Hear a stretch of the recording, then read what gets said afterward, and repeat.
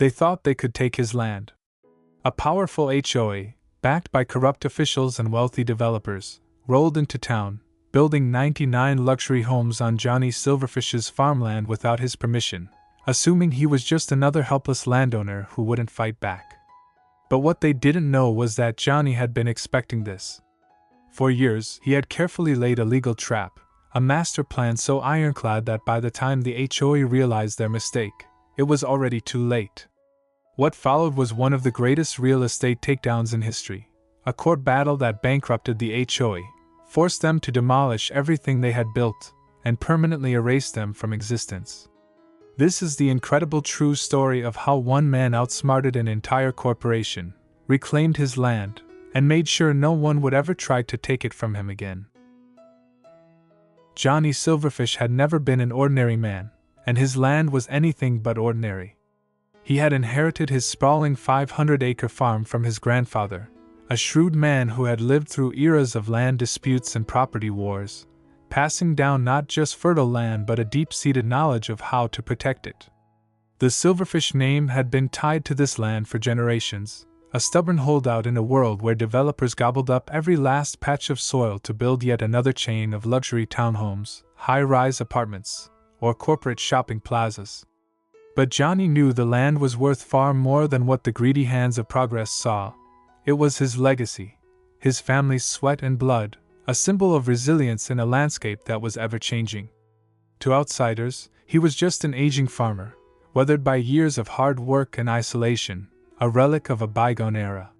He had no wife, no children, no close family left, just his land and the will to keep it. But beneath that quiet, seemingly reclusive exterior, Johnny Silverfish was a strategist, a man who saw the world not in black and white, but in a complex chessboard of moves and countermoves.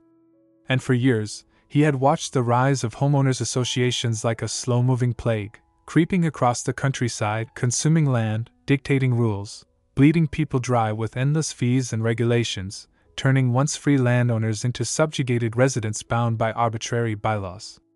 He had seen it happen to his neighbors, good folks who had once owned their land outright, only to be tricked, manipulated, or pressured into selling, forced out under the crushing weight of bureaucracy. He swore it would never happen to him. From the moment he inherited the land, Johnny had been preparing for a battle he knew was inevitable. He spent years studying property law, real estate regulations, and legal loopholes, learning every trick in the book that corporations and HOAs use to strong-arm landowners. He wasn't just some clueless farmer who would be taken advantage of. He was a man with a plan so meticulous, so deeply thought out, that no one would see it coming. He had filed patents, easements, water rights, environmental protections, and historical preservation so deeply embedded in legal paperwork that even the best lawyers would struggle to untangle them. He didn't just own the land. He fortified it like a castle, making sure that every square foot was protected by a labyrinth of red tape that no one could navigate without his consent. He knew the HOA would come for him eventually. The land was too valuable, too well positioned. It was prime real estate for expansion, a gold mine just waiting to be exploited. The first signs came slowly, letters in the mail, casual inquiries from concerned investors, who posed as friendly buyers. They made offers that seemed generous on the surface, dangling sums of money that would tempt any rational person. But Johnny wasn't interested. He never even opened their letters. He let them stack up, unread, unopened, as if they were nothing more than junk mail. He let real estate agents leave voicemails he never returned, let city planners mark up maps that showed his land carved into neat little parcels with cul-de-sacs and sidewalks. He watched as the town hall meetings began discussing new developments and community growth, in vague, harmless-sounding language that masked the true intent, to take what was his. He knew their game. He had seen it played before. And he knew exactly how to beat them at it. The next phase of their approach was more aggressive. The HOA sent representatives, men in polished suits and women in perfectly ironed blouses, all with the same fake smiles and empty reassurances. They knocked on his door, clipboard in hand, pretending to be friendly, pretending to care about what he wanted. They spoke in careful, measured tones, promising, collaboration, and mutual benefits. They used words like progress and opportunity. But Johnny only heard one thing: control. They wanted his land, and they would do whatever it took to get it. He played along, nodding, smiling, letting them believe he was just another naive old farmer who didn't understand the way the world worked. He let them talk, let them believe they were winning. And all the while, he was watching, waiting, letting them sink deeper into the illusion that they were in control. Then, without warning, the construction crews arrived. One day, the land was his, untouched, undisturbed. The next, there were surveyors marking the ground, bulldozers rolling in, blueprints being unrolled as if he didn't even exist. It was as if they had already decided, without his consent, that the land was no longer his. The HOA had decided they didn't need his approval. They had pulled strings, twisted arms, and found loopholes in the local government that allowed them to begin work under the pretense of eminent domain and public interest. They had maneuvered their way through backroom deals and shady legal tactics, securing permits and zoning changes that gave them just enough authority to start building before he could react. It was a tactic as old as time: move fast, build fast, and force resistance to play catch-up. By the time the landowner realized what was happening, it would be too late. The buildings would be up, the roads paved, the paperwork finalized. The courts would be reluctant to stop progress once it was already in motion. But Johnny had been expecting this. In fact, he had counted on it. As the HOA celebrated their so-called victory, breaking ground on their 99 luxury houses with expensive pre-sales and promises of an exclusive new community, Johnny simply sat on his porch, sipping his coffee, watching. He wasn't angry. He wasn't panicked. He was calm. Because he knew something they didn't. Every single move they had made, every single step they had taken, had led them exactly where he wanted them. The land they thought they had claimed, the buildings they were so proud to erect, the deals they thought were airtight, none of it would stand. Because Johnny Silverfish had spent years preparing for this very moment, and the trap was already set. The sound of hammers and bulldozers echoed across Johnny Silverfish's land as the HOA's vision of a luxury development began to take shape. Trucks rumbled down the dirt roads that had once been quiet paths between his pastures, now overtaken by heavy machinery, contractors, and surveyors. Concrete foundations were being poured where his crops once grew, and steel beams rose in defiance of the very earth that had nurtured his family for generations. The HOA operated under the assumption that they were untouchable, that their legal loopholes and bureaucratic maneuvering had made Johnny powerless. They believed they had outplayed him, that he was just an old farmer too slow to keep up with the modern world of real estate, zoning laws, and corporate-backed development projects. They saw no reason to negotiate with him anymore, no need to even acknowledge his existence. His land had already been absorbed into their grand scheme, swallowed whole without a second thought. But Johnny Silverfish was no ordinary landowner. He didn't yell. He didn't threaten lawsuits. He didn't rush to the authorities in a panic. No, he simply watched. He sat on his porch, sipping his coffee, rocking gently in his chair as the dust clouds from construction swirled in the morning air. Neighbors and onlookers wondered why he wasn't putting up a fight, why he wasn't screaming at the top of his lungs or waving court documents in their faces. But Johnny understood something that the HOA didn't. The best way to defeat an enemy was to let them believe they had already won.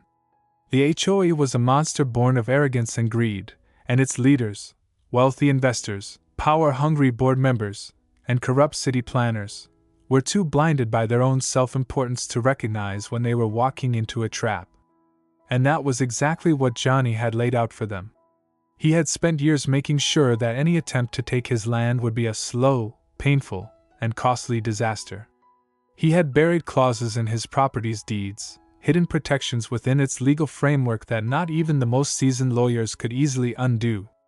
He had registered portions of his land as protected farmland under obscure agricultural laws, secured historical preservation status for old buildings on the property, and even taken out environmental protections by reintroducing a species of endangered frogs into his ponds. Every tree they cut down, every trench they dug, every road they paved, Each one was a silent violation of regulations they hadn't even realized existed. But Johnny didn't stop there.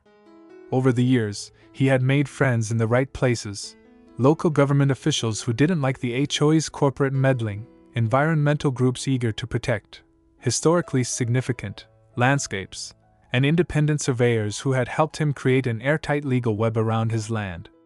He had studied how HOAs operated, learned their weaknesses, understood how they manipulated laws to their advantage, and he had crafted a strategy so intricate that the HOA was already losing the battle before they even knew they were at war. The HOA's arrogance reached its peak when they officially announced the Silverfish Estates, an elite, gated community of 99 luxury homes priced for the upper class. They held press conferences, boasting about the innovative development and the beautiful, untouched landscape that would soon be transformed into a modern paradise. They had no idea that the land they were standing on wasn't just owned by Johnny Silverfish. It was protected by him in ways they couldn't even begin to comprehend. As the first model homes were constructed, the HOA began selling properties before they were even finished, promising future homeowners the perfect suburban dream. They had buyers lined up, families eager to move into what was marketed as the most exclusive new neighborhood in town. Sales contracts were signed, deposits were paid, and the HOA celebrated their triumph.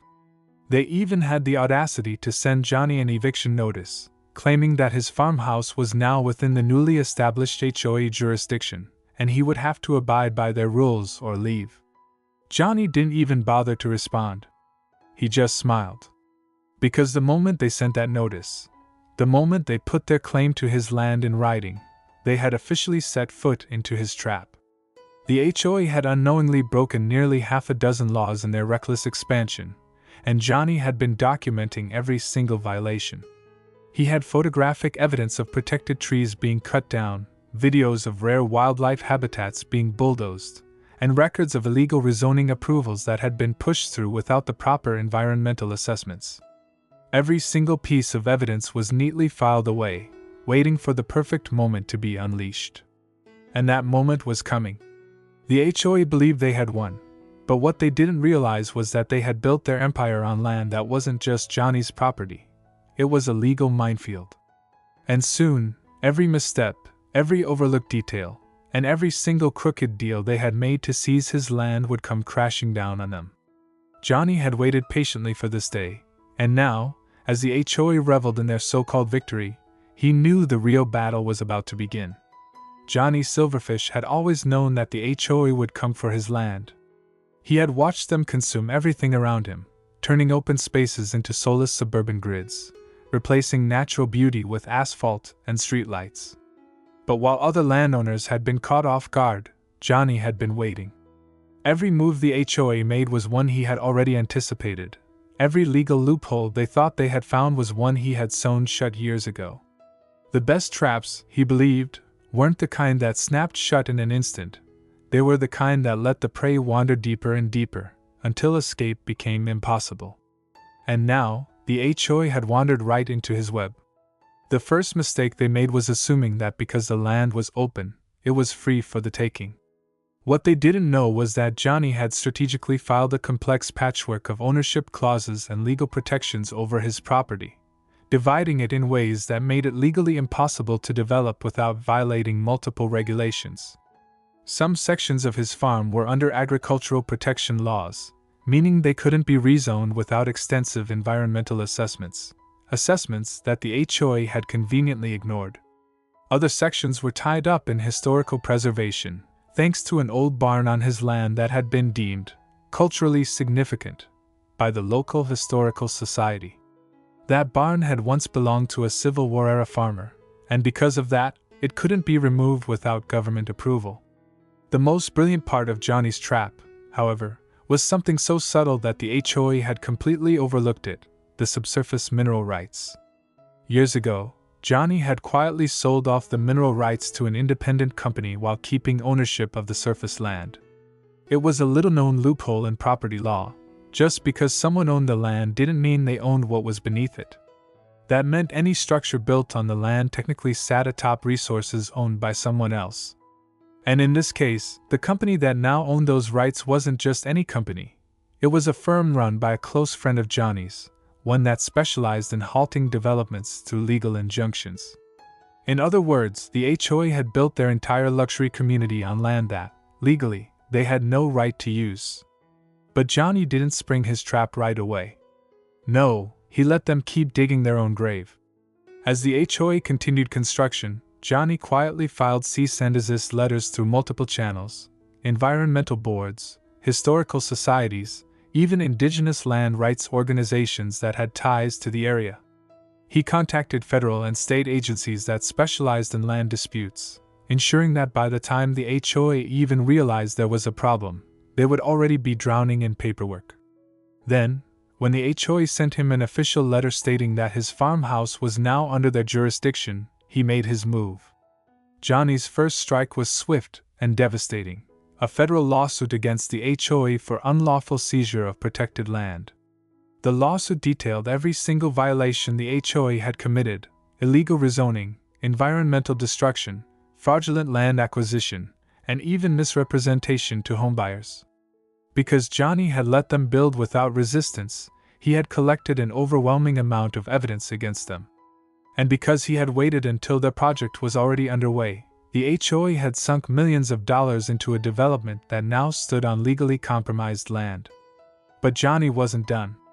At the same time the lawsuit was filed, his mineral rights partner issued an immediate cease and desist order to halt all construction. Because the HOA hadn't secured mineral access before building, the company had the right to order the removal of all structures until the dispute was settled. That meant the HOA's precious luxury community was now legally on hold indefinitely. The next blow came when the State Environmental Board launched an investigation. Thanks to Johnny's detailed documentation, the agency found that the HOA had violated multiple environmental laws, destroying a protected ecosystem, draining wetlands, and illegally cutting down trees that had been under conservation status. Then, as the final nail in the coffin, Johnny sent notices to every single buyer who had put down deposits on homes in Silverfish Estates. In those notices, he detailed how the development was now under legal dispute and that the land itself was the subject of multiple federal and state investigations. That was when the real panic set in. Homebuyers who had eagerly signed contracts began pulling out en masse. Some filed lawsuits of their own against the HOA, demanding their deposits back. Others contacted local news outlets, turning the entire scandal into a media spectacle. What had once been a proud, high-end development was now a public relations disaster. And through it all, Johnny Silverfish remained calm. He watched as the HOA scrambled to contain the damage, hiring high-powered lawyers and making frantic phone calls to officials they had once bribed or pressured. But it was no use. The trap had been set long before the first brick was ever laid. The HOA had thought they could steal Johnny's land. But now, they were the ones who stood to lose everything. The moment the lawsuit was filed, the HOA realized they had stepped into a nightmare of their own making. What they had assumed would be a routine legal battle, a quick settlement, a few minor fines, a procedural slap on the wrist, quickly spiraled into a full-blown legal catastrophe. Johnny Silverfish, the man they had dismissed as a stubborn old farmer, had unleashed a legal ambush so devastatingly precise that the HOA never stood a chance. His team of highly specialized land use attorneys and environmental law experts came to court armed with a mountain of irrefutable evidence, each document meticulously prepared over the years, each legal loophole carefully anticipated, and each violation stacked like a domino, waiting to collapse under the weight of its own illegality. The charges against the HOA were not just serious, they were catastrophic. First, the lawsuit detailed illegal land seizure, proving beyond doubt that the HOA had no legal claim to Johnny's property, and that every structure they had built was sitting on land they had never properly acquired. But that was only the beginning. The lawsuit exposed fraudulent zoning approvals, revealing documents that showed how the HOA had manipulated local city planners, cut corners on land surveys, and pushed illegal rezoning approvals through the system by using their deep political connections. Even worse, the case highlighted severe environmental violations, including the destruction of protected wetlands, the unauthorized cutting of heritage trees, and the illegal redirection of a natural waterway, all of which had gone unnoticed, until now. To make matters worse, the State Environmental Agency launched its own investigation, adding even more pressure on the HOA, and suddenly, what had once been a quiet, backroom land deal was now a statewide legal scandal. But the true death blow to the HOA came in the form of real estate fraud charges. Johnny's team uncovered that the HOA had knowingly sold homes under false pretenses, failing to disclose that the land was under legal dispute. Dozens of furious homebuyers, who had put down deposits on what they were told would be a high-end, exclusive neighborhood, suddenly realized they had been duped.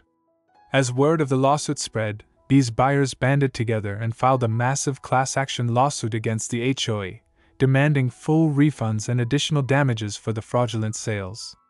With multiple lawsuits now piling up, the HOA's entire project ground to a halt, and every construction company involved with the development immediately withdrew their workers, fearing they would never be paid. The half-built luxury homes, once envisioned as a symbol of prestige and wealth, now stood abandoned, caught in legal limbo with no hope of completion. Meanwhile, the banks financing the development froze all funding, unwilling to sink another cent into a project that was on the verge of total collapse. But the final nail in the coffin came when Johnny and his mineral rights partner issued an emergency cease and desist order. Because the HOA had never secured subsurface access, the lawsuit demanded that all construction be removed from the land immediately, effectively rendering every structure legally invalid. The HOA's entire project, once valued in the tens of millions, was now nothing more than a collection of worthless, half-built homes sitting on land they didn't own. As the legal battle raged on, the HOA board began to crumble under pressure. Board members who had once stood united in arrogance turned on each other, desperately trying to shift the blame. Internal documents were leaked, exposing how certain board members had knowingly violated multiple laws, but had pushed forward with the development anyway, assuming Johnny would be too weak to fight back. But as the trial continued, it became painfully clear that they had lost. The media had picked up the story, turning it into a sensational scandal, and soon, state officials announced an independent criminal probe into the HOA's activities. The organization, once seen as untouchable, was now a national embarrassment, and people who had once backed them, politicians, developers, even city officials, began distancing themselves, refusing to be dragged down in their inevitable collapse. Then came Johnny's final and most brutal legal move, his demand for financial restitution. Up until this point, the lawsuit had been about stopping the HOA's illegal development, but now, Johnny was suing for damages. The numbers were staggering: a demand for $72 million in damages, covering the destruction of farmland, the loss of agricultural revenue, environmental restoration costs, and personal damages for attempted wrongful eviction. But what made the lawsuit even more devastating was that Johnny's legal team had structured it in a way that made individual board members personally liable. This meant that their homes, their savings, their personal assets, everything they owned, was now at risk. When the judge confirmed that the board could be held personally responsible, the courtroom fell into absolute chaos. Board members began resigning immediately, hoping to escape liability. But it was too late.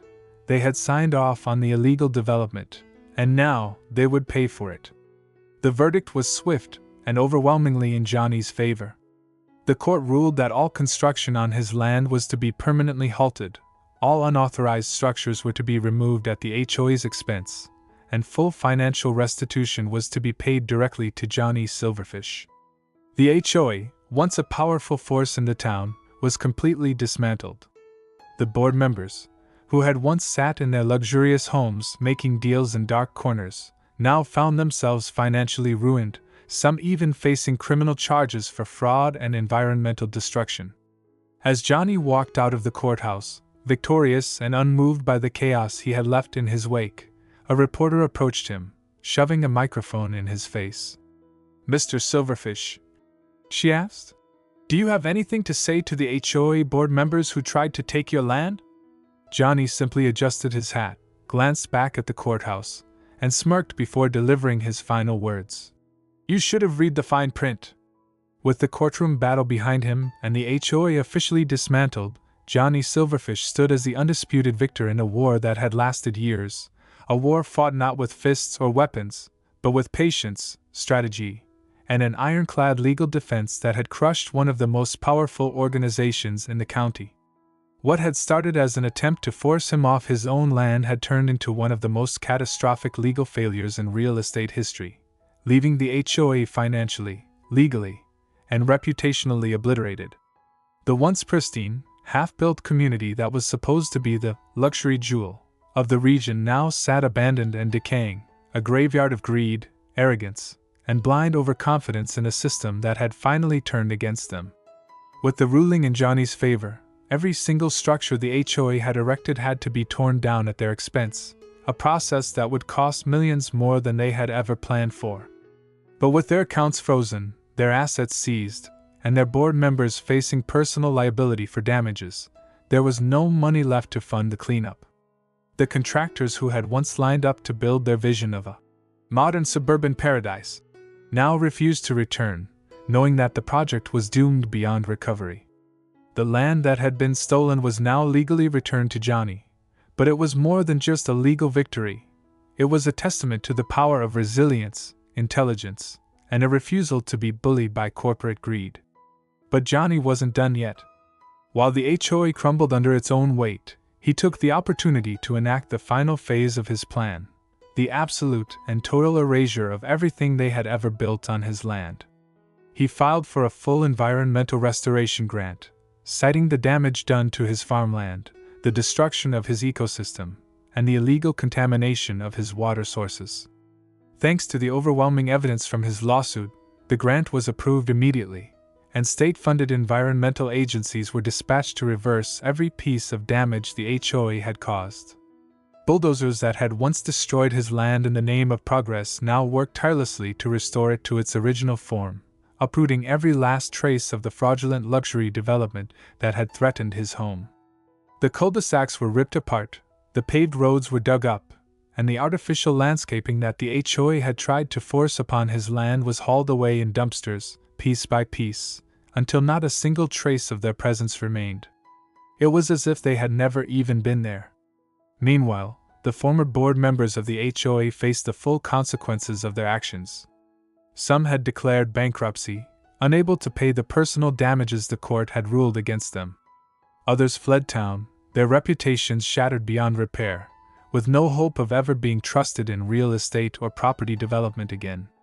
But the most poetic justice of all came when one of the lead developers, a man who had personally sent Johnny an eviction notice months prior, found himself on the receiving end of his own legal nightmare. His personal mansion, once a symbol of his wealth and power, was foreclosed and seized as part of the restitution payments.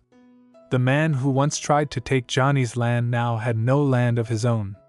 Johnny, however, remained calm and composed, never gloating, never seeking unnecessary vengeance, because he had already won in every way that mattered. As the last remnants of the HOA's presence were wiped from his land, Johnny stood on his porch, drinking a cup of coffee as he watched the sun set over the rolling fields that had once again become his and his alone. The farmhouse, which the HOA had once claimed was subject to their rules, still stood untouched, unyielding, a monument to the power of individual resistance against unchecked corporate greed. His land, once at risk of being turned into just another soulless, overpriced neighborhood, was now fully restored, protected by even stronger legal measures than before, ensuring that no one would ever dare try to take it from him again. The town, once divided by the HOA's influence, had turned against them completely, and in an ironic twist, many of the local politicians and officials who had once sided with the development project now publicly praised Johnny for his victory, desperate to align themselves with the man who had brought down the most corrupt organization in town history. The media covered his story nationwide, framing him as the man who had outsmarted an entire industry of real estate bullies, and soon, Johnny's name became synonymous with land rights, property protection, and fighting back against unjust corporate expansion. But Johnny didn't care for the fame, the attention, or the recognition. He wasn't looking to be a hero. He was simply a man who refused to be pushed off his own land. And as the wind rustled through the fields, the distant sound of birds returning to the trees that had once been cut down, and the land finally free from the shadow of the HOA, Johnny took a deep breath, set his empty coffee cup down on the railing, and said to himself with a quiet smirk, "I told you this was mine." The fall of the HOA wasn't just a legal loss. It was a complete and total collapse, a slow and painful unraveling that destroyed everything they had built, not just on Johnny Silverfish's land, but across the entire town. Their empire, once built on manipulation, backdoor deals, and unchecked greed, crumbled under the weight of its own corruption, and the very same system they had exploited for years turned against them in a spectacular display of poetic justice. The court ruling in Johnny's favor had been the first and most devastating blow, but what followed was an avalanche of consequences that no one in the HOA leadership had seen coming. With Silverfish Estates officially declared an illegal development, every single home that had been built had to be demolished, a process that took months and cost millions of dollars, money the HOA no longer had. Their accounts had been frozen, their assets seized, and their entire leadership gutted by lawsuits and criminal investigations. The board members, once smug and confident in their untouchable status, now found themselves in courtrooms, bankruptcy offices, and in some cases, jail cells, facing the consequences of their fraudulent land grab. Some tried to flee the town, hoping to escape the fallout, but it didn't matter. Their reputations had been permanently destroyed. No real estate developer, bank, or investor would touch them after the disaster of Silverfish Estates, and as news of their corruption spread, more homeowners across the state began filing lawsuits against them for past abuses, unearthing a long history of fraudulent HOA practices that had gone unpunished for years. But perhaps the greatest irony was that their own rules, the same suffocating, bureaucratic nonsense they had used to control countless homeowners over the years, were now turned against them. Their own contracts, bylaws, and legal frameworks, which they had weaponized against unsuspecting residents, became the very chains that dragged them into financial ruin. Former HOA members who had invested in the project lost everything, their properties foreclosed, their assets repossessed, their personal fortunes wiped out by restitution payments and lawsuit settlements. One of the most notorious board members, the same man who had once smugly sent Johnny Silverfish an eviction notice, had to sell his own mansion just to pay off his mounting legal fees. And when he couldn't cover the rest of his debts, his remaining assets were liquidated, including his car, his stocks, and even his expensive watch collection, all sold at auction to pay for the very damages he had once thought he could get away with. Meanwhile, the ripple effects of the HOA's destruction spread far beyond Johnny's land. The state launched a full-scale investigation into HOA corruption, resulting in sweeping reforms and new regulations that would permanently limit the power of similar organizations from ever pulling a stunt like this again. Other towns, watching the downfall of Silverfish Estates, began reevaluating their own HOA policies, and some communities even voted to abolish their associations entirely, unwilling to risk becoming the next victims of unchecked corporate greed. The state attorney general, eager to make an example out of the disgraced organization, used the case as a political platform, promising to crack down on HOA abuses across the region. And as a final act of humiliation, the town held a public vote to permanently revoke the HOA's charter, erasing it from existence, a symbolic, yet deeply satisfying victory for Johnny and every homeowner who had ever been harassed, overcharged, or bullied by their policies. And as for Johnny Silverfish? He didn't stick around for the aftermath. While the town watched the HOA burn from the inside out, he quietly went back to what he had always wanted to do: live in peace on his land. The courts awarded him the full $72 million in damages, but he wasn't interested in flashy cars, extravagant purchases, or revenge-fueled spending sprees. Instead, he used a portion of the money to rebuild his farm, restoring every inch of land that had been touched by the HOA's reckless development. He expanded his crops, repaired old barns, and reinvested in his property, ensuring that his land would remain exactly as it had always been, a symbol of independence, resilience, and a deep-rooted refusal to be controlled. The rest of the money? He put it into legal defense funds for small farmers and landowners, setting up a foundation to help protect others from suffering the same fate he had nearly faced. His battle had never been about wealth, it had been about freedom, and now that he had won, he wanted to ensure no one else would ever be forced to fight the same war. Years later, the once pristine site of Silverfish Estates was nothing more than an empty field, overgrown with wild flowers and untouched by human hands. It stood as a silent testament to the downfall of unchecked corporate greed, a ghost town of a failed empire, where roads led to nowhere and broken foundations crumbled beneath the weight of their own failure. Developers came and went, discussing new projects, new investments, but no one dared try to build on Johnny's land again. It was as if the land itself had rejected them, as if the very ground remembered the war that had been fought and refused to be touched again. One evening, as Johnny sat on his porch, watching the sunset over his untouched fields, a car pulled up to the end of his long dirt road. A young couple stepped out, hesitating for a moment before approaching his fence. They looked nervous, unsure, but determined to speak.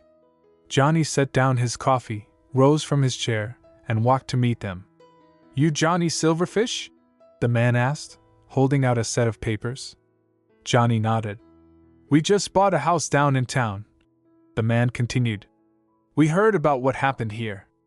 HOA tried pulling some tricks on us, hidden fees, weird contracts, so we thought we'd ask, how do we stop them before it gets bad?" Johnny looked at the couple, then at the papers in their hands. The same predatory contracts, the same exploitative nonsense that had started this whole mess in the first place. He let out a slow breath, his lips curling into a smirk as he reached for the papers, scanning them briefly before nodding. "Pull up a chair," Johnny said, motioning toward his porch. "You're gonna want to take some notes." And just like that, Johnny Silverfish, the man who had destroyed one of the most corrupt HOAs in history, became the single greatest defender against them. He had won the war, but now, he was making sure no one else would ever have to fight it.